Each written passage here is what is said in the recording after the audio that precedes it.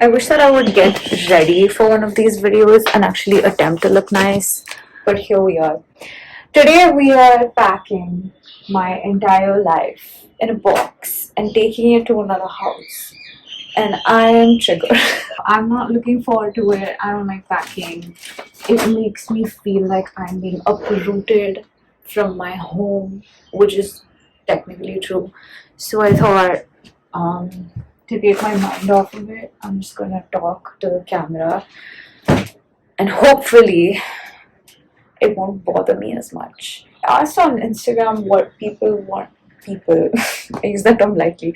What 5 of you that watch me wanted to see on my YouTube channel, and someone said your journey, and I was like, oh, you care about that? That's so sweet. So I thought, why not just tell you a little story time about that. My spiritual journey. This is not my t-shirt. Is this yours? So my spiritual journey has not been sort of like a journey, but it's kind of been like a way of life for me since I was born.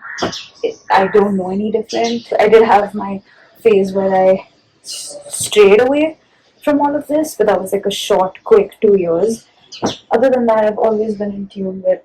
This is too big for me now. I've always been in tune with my spirituality, my religion, but not in like an oppressive way. I don't know why every time I say religion, people think that means like traditions, traditions that are oppressive and like smother you and force you to like be submissive to something. That's not what I'm talking about. I mean religion in the most empowering way you can think of. It's just a cheat sheet. It's just a quick ticket, direct ticket to converse with whatever higher power you believe in and whatever you choose to call that higher power. I think that's like the beginning and end of my journey, that I've always been spiritual. This is my nephew's when he was a baby. Babies are so cute, I want one. Anyway, what was I saying? My mom's side of the family has been really, really spiritually inclined. I've mentioned many times that like my Masi is my mentor in my podcast. She's taught me all that I know. So I grew up like my my family teaching me that meditation is really good for you and you should spend your time praying. Like they didn't force it on me, I don't think, but it was just something that was understood, that we pray every day, we do like puja every day, we talk to God every day. It was just a thing. So when I was younger, I would just like talk to God. I still do that. Like it's just a friendship that I've built. If you don't believe in any of this, by the way, don't watch this because you're gonna get so bored. I always knew I was a medium to the spiritual world. I just didn't know how to access that side of me, which I soon discovered through tarot. By the way, everyone can see you in the mirrors. I hope that's okay. I started with meditation technically when I was like 12, and that was kind of it for the longest time. And prayers, of course. I used to journal when I was a kid, and then when I went to college, I kind of lost my way entirely. I knew somewhere in my heart that a lot of the things that I was doing was like not approved by God. Again, not in an oppressive way, just straight up not good for me. And I did it anyway. And when I say not approved by God, I don't mean that it's like a sin. I was being disrespectful to myself and my mind and my brain and my own body. And that's what God does not approve of, is what I know from experience, is disrespecting yourself and this thing that you've been given by whatever you believe in, science, whatever. But yeah, I kind of like got out of touch with myself and by extension with my spirituality, because at the end of the day, spirituality. You're not in touch with your spirit, you're not in touch with your spirituality. You get it. I moved out of Dubai. I should have said this before. I was raised in Dubai. So I came back to India after I was done with uni because I was very lost. I didn't know what to do with my life. Spirit. Why am I tired from like doing that? I had cupcake for breakfast. Oh yeah. So then I came back to India, the motherland, and I was like, okay, let's figure out what I want to do with my life, because I really was in a bad place. You could call it rock bottom. And I had studied a degree with a lot of potential. Like I'd learned a lot of things. So I didn't know where my place was in the industry. So when I came here, I immediately got back in touch with my spirituality because my Masi took one look at me and she was like, when's the last time you meditated? And I was like, the other thing I want to address is the fact that getting back into it, or even if this is your first time, like getting in touch with yourself, I don't know if people understand that spiritual enlightenment, the word like enlightenment sounds so fun, but it's actually the opposite of that. Like, it's not fun at all. It's honestly like very ugly. When you're enlightening yourself spiritually, which is like we've discussed, kids, getting in touch with your spirit, so you're not just enlightening yourself to the good that you can do, but before that, you're enlightening yourself to the blocks and the ugly and the bad and the repressed memories and the things you've avoided. And I have a very avoidant personality. I will avoid all my emotions at every cost, which is why we're talking right now while I'm packing, because I don't want to cry. Spiritual enlightenment, in one great analogy, would be would be that you have earphones with wires and they're very, very entangled. And spiritual enlightenment is like detangling them. And it's detangling the darkest parts of you. Just everything bad that you don't like to pay attention to.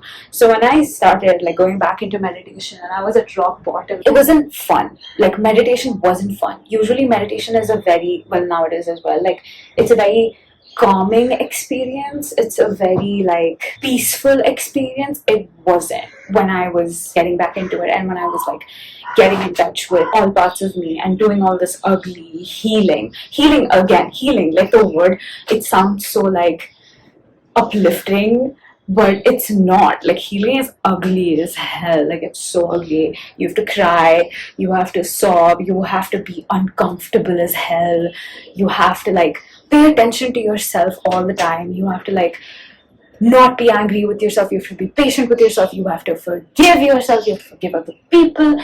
It's just such a long, like, and it's so exhausting and tiring. And a lot of people don't get that. Like, they think healing is like the part that comes after. No, healing is the process where you're doing the crying and the ugly and the gross. It took me a long time to address and fix and reinvent myself, and I did it all with God. If God is a word that triggers you, you can literally substitute it with higher power, universe, whatever you found to be your comfort or think is like acceptable. For me, I just call that same power God. You can call it whatever you want. When I used to meditate, I used to have like, my meditations were not like, oh peace, I see the light, I'm in space. Like, they were like me, but really ugly. Like, I was like, I had like all black eyes or all white eyes, and I was just sitting and I was like possessed or something, and I was like screaming and crying, begging for help and begging to be healed. Honestly, on some days I'm still healing. You never actually fully heal from things, but the difference is, I think with healing, it's like people think that healing means getting over it, but it actually means just like regulating how you deal with it. I don't think you ever like fully get over something, but you just learn how to better navigate yourself through the triggers. And then I found tarot, circling back. So I used to do a lot of tarot picker cards. I never thought that I would do it myself. But it was just like something that I really liked to watch, and they really like helped me out. It would blow my mind how someone who does not know me does a general reading and it like answers questions from my life and gives me advice. It still blows my mind how that's a thing, and the fact that I can do that now for other people, ever so grateful. So I used to do that a lot, and then I really don't remember how I discovered like crystals or who talked about them first. I actually really have no idea. All I know is that I got super obsessed with them immediately the second that I found out the things that they do. And I researched about them, and I was like, I want to get into this. Like, I want to have a few of my own if they're going to help me, blah, blah, blah. But I knew nothing about them, and I used to watch all these videos, and I used to try to educate myself about them as much as I could. But it was a very like far away thought, you know. It was like, someday I'll have some crystals. I never actively like tried to pursue it or anything. And I already knew which ones I wanted because I was really drawn to the black tourmaline. Like, the black tourmaline was like, I was like, I'm so drawn to this crystal. I have to have this black beauty. But then I thought that I didn't know enough. I didn't know where to get it from. Like, I didn't know crystal stores. I didn't even know there was this entire spiritual community on the internet. I one day was sitting at work, and suddenly I remembered how I wanted crystals, and something in my brain was like, you have to get it now. You have to get it today. Like, today is the day that you go out and find a store and buy your black tourmaline. You have to. It felt like the crystal was like calling to me, like, it's time, you have to get it. I left work early. I literally was like, I'm sick, I'm going home.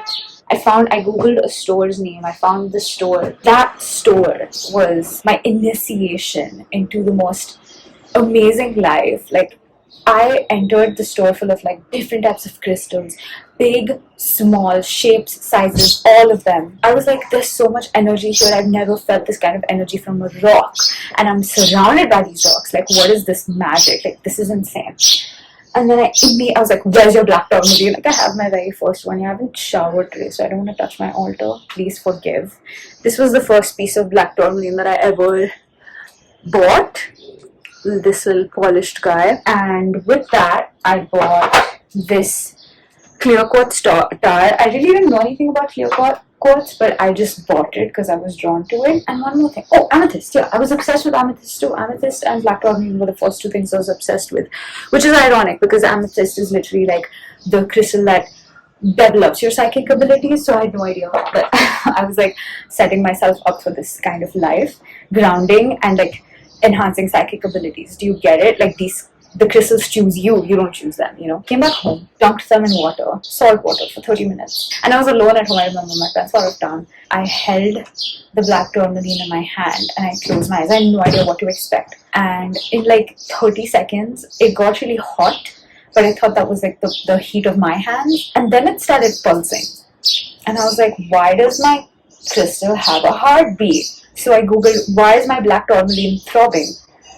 But they said, yeah, it's common for crystals to pulse. Like, that means that they're getting acquainted with your energy. And I was like, but it's alive. Like, this rock is alive. That's crazy. And then I held my amethyst in my hand, and that got really cold. And I was like, how is it getting cold? Like, it's supposed to heat up with the heat of my palm. Why is it getting cold? What is happening? So yeah, that was my initiation into like crystals. And I was like, this is magic. I didn't know rocks were alive.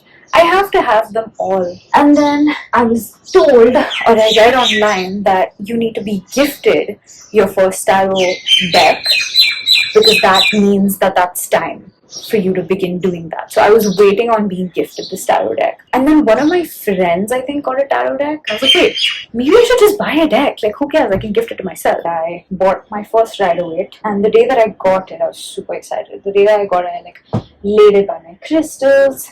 I took this table that is now my altar and it had 3 crystals on it. It was so cute. I learned the meanings. Like, I sat through hours and hours of YouTube footage teaching you the meanings of each card. I started...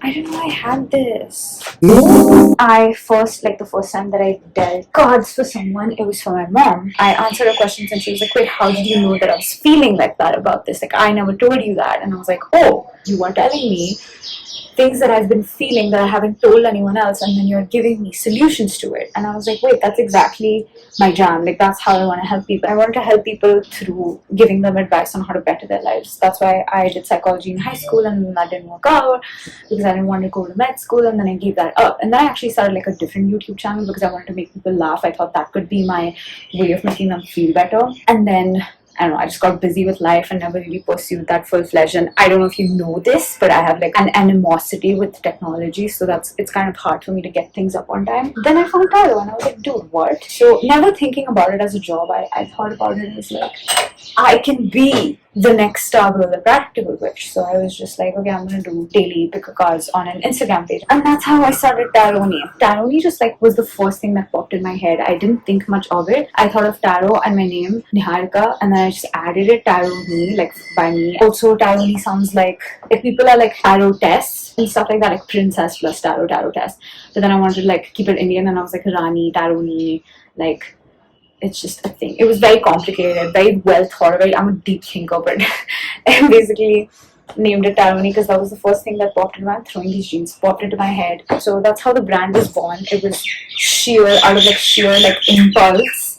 I didn't take any time to think about it. I just made a page and I started posting like pick a card readings and all these like People that I knew from school started following me, and all these strangers that I didn't know suddenly started following me, and other people from the community started following me. And I was like, wait, this is a legit thing. But I never had any intentions of monetizing my work. This was gonna take like 5 years for me to perfect, is what I thought in my mind. So I thought that the whole monetization thing, if I ever do it, was gonna be something of the future. But surprisingly, like 6 or 7 months into reading, I was like, here's my menu, book a reading. And that again was out of impulse. In the first 2 days, I was booked until like for the next 2 months. And I was like, what is happening? All of these friends that I made on social media, they were like promoting my work, and they were like, finally, like Tarotni's taking readings, go book one. And I was like, wait, you like me? I've been booked ever since. I never had a week where I hadn't had readings.